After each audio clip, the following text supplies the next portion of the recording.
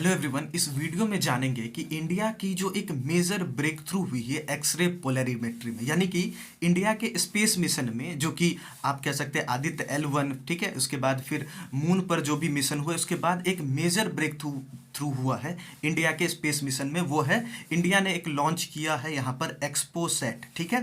तो पहले तो ये समझिए कि एक्सपोसैट जो है, ठीक है, ये एक्सपोसैट का मतलब क्या होता है। एक्सपोसैट का मतलब है एक्सरे पोलरीमेट्री सैटेलाइट, ठीक है।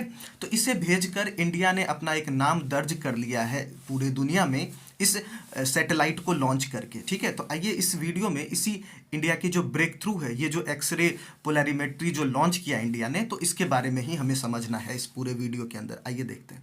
तो सबसे पहले एक चीज़ समझिए कि जो ये जो लॉन्च किया गया है, इसके कुछ डिटेल्स हैं, उस डिटेल्स को आइए समझते हैं सबसे पहले। तो सबसे पहले अगर ध्यान से देखा जाए तो जो इंडिया की स्पेस एजेंसी है, उसने सक्सेसफुली लॉन्च किया है एक रॉकेट को, ठीक है, जो कि कैरी करती अपने साथ लेकर जा रही है एक ऑब्जर्वेटरी। और वो ऑब्जर्वेटरी क्या होगा, तो जो एस्ट्रोनॉमिकल ऑब्जेक्ट्स है जैसे कि ब्लैक होल्स हो गए, ठीक है, इन सब चीज़ों के बारे में स्टडी करने के लिए इन चीज़ों को ले जाया गया, ठीक है, एक्सपोसैट को लॉन्च किया गया। तो अब आपके दिमाग में ये चल रहा होगा कि ये कब लॉन्च किया गया। तो आप कह सकते हैं जो मंडे है उसको श्रीहरिकोटा से लॉन्च किया गया है, 9:10 जो लोकल टाइम है वहाँ से लॉन्च किया गया। तो आपको ध्यान ये रखना है कि इसे लॉन्च कहाँ से किया गया, तो ये श्रीहरिकोटा स्पेसक्राफ्ट से लॉन्च किया गया, ठीक है। और दूसरी बात आपको ध्यान रखना है कि किस काम के लिए भेजा गया। तो जो एस्ट्रोनॉमिकल ऑब्जेक्ट्स है जैसे कि ब्लैक होल्स हो गए या और भी अदर आप कह सकते हैं जो बहुत दूर स्पेस में प्रेजेंट स्टार्स प्रेजेंट है, इन सब के स्टडी के लिए इसे भेजा गया, ठीक है। तो ये बातें हो गई कुछ लॉन्च डिटेल्स के बारे में। आगे अगर समझे इसके बारे में और की डिटेल्स इसके बारे में, तो देखिए ये कोलैबोरेटिव एफर्ट है। कोलैबोरेटिव एफर्ट का मतलब यहाँ पर कुछ दो या उससे ज़्यादा एजेंसीज अगर मिलकर काम करें तो इसे आप कह देते हैं कोलैबोरेटिव एफर्ट। तो ये जो एक्सपोसैट लॉन्च किया गया है, ये एक ज्वाइंट वेंचर है जिसमें इसरो और रमन रिसर्च इंस्टीट्यूट बेंगलुरु कर्नाटका, ये दोनों मिलकर जो है एक्सपोसैट के लिए काम किया इन दोनों ने, ठीक है। साथ में जो ग्लोबल सिग्निफिकेंस क्या है, तो the world's second X-ray polarimetry mission following NASA's imaging X-ray polarimetry explorer launched in 2021। हुआ क्या कि नासा ने ही सबसे पहले एक्सरे पोलरीमेट्री मिशन लॉन्च किया था 2021 में। इसके बाद फिर रिसेंटली जो एक्सपोसैट लॉन्च किया गया, ठीक है। आप कह सकते हैं कि जो इंडिया है नासा के बाद ये दूसरा एक्सरे पोलरीमेट्री मिशन भेजने वाला कंट्री बन चुका है। अब एक्सरे पोलरीमेट्री मिशन में होता क्या है एक्चुअल में, तो जो हमारे पास डिवाइस लगे हैं, ठीक है, उसमें वो डिवाइस क्या करता है कि जो अलग बहुत दूर से, ठीक है, जैसे आप कह सकते हैं अलग अलग ब्लैक होल्स जो प्रेजेंट है या फिर जो स्टार्स प्रेजेंट है या नेबुला, इन सब से, या न्यूट्रॉन स्टार आप कह सकते हैं, तो इन सब से आने वाले जो एक्सरेज होते हैं, उन एक्सरेज को, ठीक है, ये जो एक्सरेज आ रहे हैं इसमें जो हमारे पास आप कह सकते हैं ये जो स्पेस क्राफ्ट भेजा जा रहा है, सैटेलाइट भेजा गया, तो वो इन एक्सरेज के बारे में स्टडी करता है, उनके बेंडिंग के बारे में, कितना एब्जॉर्प्शन हुआ, ठीक है, कितने एक्सरेज प्रेजेंट हैं, तो इन सब के बारे में जो स्टडी करे उसे पोलरीमेट्री मिशन कह सकते हैं। तो इसमें जो किस एक पर्टिकुलर रेज के बारे में स्टडी किया जाएगा। जनरली अगर कोई भी स्टार्स हमारे पास प्रेजेंट है या फिर कोई भी ऑब्जेक्ट सोलर सिस्टम में प्रेजेंट है, तो वो सभी ऑब्जेक्ट कुछ ना कुछ अलग अलग रेडिएशंस एमिट करते हैं। तो एक पर्टिकुलर रेडिएशन को स्टडी करने के लिए, यानी कि एक्सरेज को स्टडी करने के लिए ये मिशन बेसिकली डिज़ाइन किया गया, ठीक है।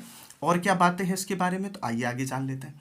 आगे है जो साइंटिफिक पेलोड, इसमें क्या क्या चीज़ें लगी हैं, यही चीज़ है।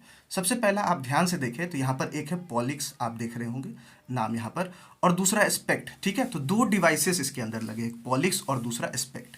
तो जो पॉलिक्स है उसका काम है कि जो पोलराइजेशन पैरामीटर्स इसके अंदर है, जिसमें 8 से लेकर के 30 किलो इलेक्ट्रॉन वोल्ट तक जो एक्सरे है उसके एनर्जी के रेंज को आप कह सकते हैं मेज़र किया जाएगा, उसके बारे में कि कितनी एक्सरेज किस एंगल से, किस डायरेक्शन से आ रही है उस पर्टिकुलर लोकेशन पर, ठीक है। तो जो पॉलिक्स है उसका काम है ये जो एक्सरेज है उसके रेंज को, उसके एनर्जी के रेंज को वो मेज़र करने का काम करता है। वहीं पर जो दूसरा है स्पेक्ट, वो क्या प्रोवाइड करता है, तो बोलेंगे टाइमिंग और स्पेक्ट्रोस्कोपिक इंसाइट्स, ठीक है। और कहाँ से कहाँ तक रेंज में, तो वो कहेगा 0.8 से लेकर के 15 kilo electron volt x ray photon range में, ठीक है। तो एक का काम है पोलराइजेशन पैरामीटर्स बताना कि कितना एब्जॉर्प्शन हुआ, या एक्सरेज आ रही है तो कितना बेंडिंग है, और दूसरा का काम होता है टाइमिंग और स्पेक्ट्रोस्कोपिक इनसाइट्स प्रोवाइड करना, ठीक है। जो स्पेक्ट्रम पे जिस तरीके की चीज़ें बनेंगी, ठीक है, उसका जो स्पेक्ट्रम बनेगा, तो इन सब के बारे में जो बताएगा वो होगा स्पेक्ट, यानी कि स्पेक्ट से स्पेक्ट्रम, और पॉलिक्स हो गया आपका जो एक्सरे है उसके पोलराइजेशन पैरामीटर्स को मेजर करने का काम होगा। तो ये दो डिवाइस जो है उसके अंदर लगे हुए हैं, ये चीज़ ध्यान रखना है। इसके बाद अगर आप बात करें कि एस्ट्रोनॉमिकल अंडरस्टैंडिंग में इसकी क्या इंपॉर्टेंस है, तो आप क्या कह सकते हैं, आप बोलेंगे कि सबसे पहला है पोलैरिमेट्रीज डायग्नोस्टिक रोल, यानी कि a crucial tool for understanding complex mission, ठीक है, पासेस डाइवर्स एस्ट्रोनॉमिकल सोर्सेस। इसका मतलब है कि जो एस्ट्रोनॉमिकल सोर्सेस है वो तो बहुत सारे हैं, ठीक है। तो ये सभी एस्ट्रोनॉमिकल सोर्सेस से होता क्या है कि जो एक्सरेज है उनका एमिशन होता है, कई सारे रेज निकलते हैं तो एक्सरेज का भी एमिशन होता होगा। तो ये जो एक्सरेज का एमिशन होता है, तो ये जो पोलैरिमेट्री डायग्नोस्टिक रोल है, इसमें वो जो एक्सरेज का एमिशन हो रहा है उसे डायग्नोसिस किया जाता है, उसके बारे में स्टडी किया जाता है कि कितने अमाउंट में ये एमिशन हो रहा है, क्या चीज़ें हैं। टारगेटेड ऑब्जेक्ट क्या है, मतलब कौन कौन से ऑब्जेक्ट से आने वाले एक्सरेज को स्टडी करें, तो जो ब्लैक होल्स है या फिर न्यूट्रॉन स्टार्स आप बोल सकते हैं, या एक्टिव गैलेक्टिक न्यूक्लियाई है, ठीक है, या पल्सर विंड नेब्यूला, यानी कहीं से भी आ जाए ना एक्सरे मेजर, ये सभी चीज़ें जो है, तो इनसे आने वाले एक्सरेज को स्टडी किया जाएगा।